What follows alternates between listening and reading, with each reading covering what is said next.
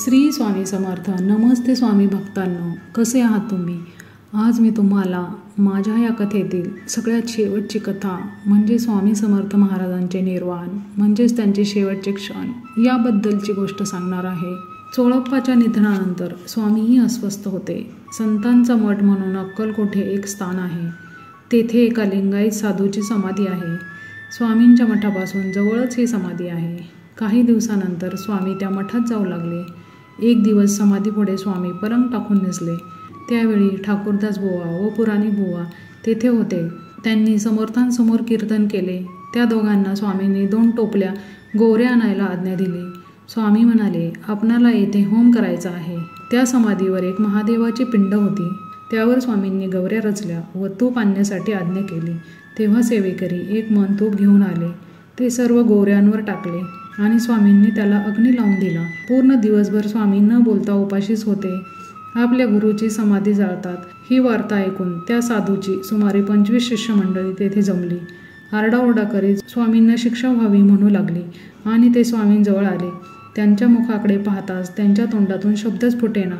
दुसऱ्या दिवशी स्वामींनी त्या होमावरील राग काढून पिंड साफ करण्यास भुजंगाला सांगितले. तेव्हा ती पिंड पूर्वीपेक्षा दैदिप्यमान व तेजोमय दिसू लागली. पिंडीला जराही तडे गेले नाही. स्वामींच्या अशा अगाध लीलांचा भक्तांना कधी कधी अर्थच समजत नसायचा. देह ठेवण्याच्या अगोदर 15 दिवस स्वामी तात्या सुभेदार यांच्या घरी होते. बरीच भक्त मंडळी तेथे जमली होती. त्यांच्या घराबाहेर एक दगडाची कुंडी पडली होती. ती कुंडी उचलून मुरलीधराच्या देवळानजीक एक तळे आहे त्यात नेण्याची आज्ञा स्वामींनी सेवेकऱ्यांना दिली. स्वामीही त्यांच्या मागोमाग गेले. स्वामी स्वतः तळ्यात उतरले व कुंडी पाण्यात बुडवायला सेवेकऱ्यांना आज्ञा केली. ती बुडवल्यावर स्वामी म्हणाले, आता सर्व मंडळी रडा, सर्व मंडळी बोंबा ठोका.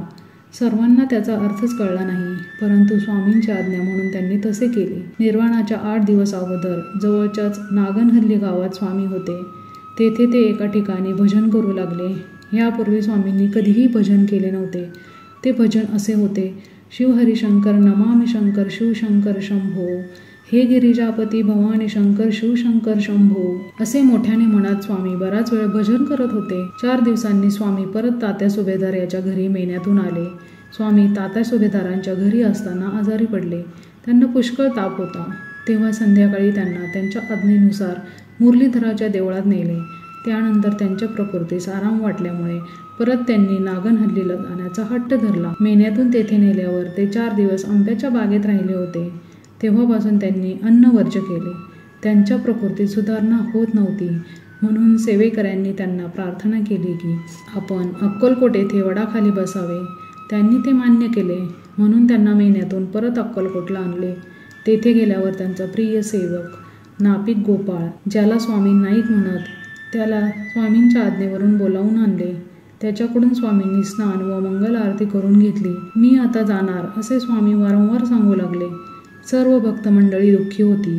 अनेक डॉक्टर वैद्य यांना बोलावून सर्वांनी त्यांच्यासाठी पराकाष्ठा केली. पण स्वामींच्या मनात देह ठेवण्याचेच होते. ही सर्व स्थिती पाहून सुंदराबाईंनी त्यांना विचारले, स्वामी तुम्ही केव्हा उठाल? त्यावर स्वामी म्हणाले, डोंगर बोलतील तेव्हा उठेन. त्यानंतर श्रीपाद भटजीनेही असाच प्रश्न केला. तेव्हा स्वामी म्हणाले, पंढरी जळेल तेव्हा उठेन. यावरून समर्थ आपला अवतार संपविणार हे स्पष्ट झाले होते.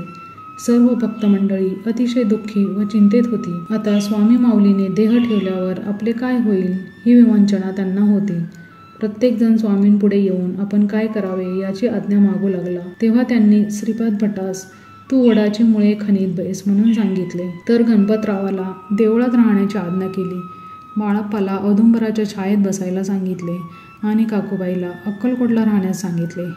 कोणास काही सांगून सर्वांची समजूत स्वामींनी काढली. असे शेकडो भक्त तेथे असल्याने स्वामींनी एक श्लोक त्यांच्या क्षीण आवाजात म्हणून सर्व लोकांचे समाधान केले. तो भगवद्गीतेतील 9व्या अध्यायातील 22वा श्लोक होता. स्वामींनी तो 25 वेळा म्हटला. तो असा होता, अनन्यचितयंतो मायेना जना पर्यपासते तेषां नित्याभियुक्तांना योगक्षमं वहाम्यहम्. याचा अर्थ असा होता की जो माझी अनन्य भावाने भक्ती करतो त्याचा योगक्षेम मी स्वतः करतो. जणू असे वचन समर्थांनी आपल्या भक्तांना दिले होते. त्याचा अनुभव भक्त मंडळी आजही घेत आहेत. निजधामात जाण्याच्या 1 वर्ष अगोदर चैत्र वैद्य त्रयोदशी सकाळी स्वामींना हुक्का देताना पहाटेचे 4 वाजता स्वामींना बाळप्पा म्हणाले, आम्हाला फार उंच जावयाचे आहे, फार लांब जावयाचे आहे. माझी नोकरी करण्याला येतोस की नाही? बाळप्पांना स्वामींच्या ह्या बोलण्याचा अर्थ तेव्हा कळला नाही. पण तेव्हापासून स्वामी दुश्चिन्हे दाखवत होते. शके 1800 संवत्सरे चैत्र वद्य तृतीया मंगळवारी 3ऱ्या प्रहरी 4 वाजता स्वामी निजधामास गेले. त्या दिवशी नित्याप्रमाणे 2 प्रहरी राणीसाहेब समाचाराला आल्या. गेले 10-12 दिवस स्वामींनी अन्न घेतले नव्हते. पण त्या दिवशी सर्वांच्या विनंतीवरून काकूबाईंच्या हातांनी महाराजांनी थोडी पेज घेतली.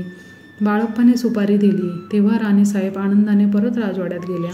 इकडे स्वामींची प्रयाणाची वेळ नजीक आली होती. श्रीपाद जवळच होते. त्यांची चलबिचल पाहून ते म्हणाले, स्वामी असे काय करता? आम्हाला कोणाचे स्वाधीन करता? स्वामींनी त्यांना उठून बसण्याची आज्ञा केली. तेव्हा मांडी घालून स्वामी बसले व पाहता पाहता एकदम निजानंदी निमग्न झाले. त्यांची तेजपुंज कांती तशीच दिसत होती. अंतकाळी त्यांच्या मुखातून खसखशीसारखे बारीक 3 दाणे बाहेर पडले आणि सारे शांत झाले. ही बातमी सर्वत्र पसरली. सर्व भक्त मंडळी आक्रोश करीत होती. काही जण डोके आपटू लागले. सर्व भक्त अनाथ झाले होते. गावोगावीचे जण दर्शनाला अक्कलकोटला धावू लागले. भजनी मंडळी आली व भजने म्हणू लागले. त्यावेळचे हृदयदावक आक्रोश पाषाणालाही पाजर फुटण्यासारखे एवढे होते. त्यानंतर एक दिव्य विमान तयार करून समर्थांना त्यात बसवले. मोठ्या थाटाने स्वामींना मिरवणुकीने चोळप्पाच्या घरी नेले. चोळप्पाने समर्थांसाठी आधीच समाधी बांधली होती. पूजा अर्चा करून काही प्रमुख कारभारी व भक्त मंडळींनी समर्थांना दोन्ही बाजूंनी धरून त्या समाधीत बसविले. तितक्यात बाळप्पास घरी जाऊन अत्तराची कुपी आणावी असे वाटत होते.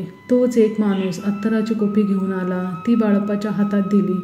त्याने समर्थांच्या अंगाला अत्तराने लेपन केले व चरणी मस्तक ठेवून नमन केले. सर्वांनी स्वामींना नमन केल्यानंतर समाधीचे तोंड बंद केले. याप्रमाणे दत्तावताराची समाप्ती झाली. आजही चोळप्पाच्या घरी लोक दर्शनाला जातात, जेथे अजूनही स्वामी चिरंतर वास करीत आहे. समर्था तुझे भक्त ना दीन व्हावे, चरणी तुझ्या त्या सदा लीन व्हावे. श्री स्वामी समर्थ. आपल्या स्वामींच्या अशाच नवनवीन गोष्टी ऐकण्यासाठी आपल्या स्वामी साथ या चॅनलला लाईक करा, सबस्क्राईब करा, शेअर करा आणि कमेंट करा. श्री स्वामी समर्थ.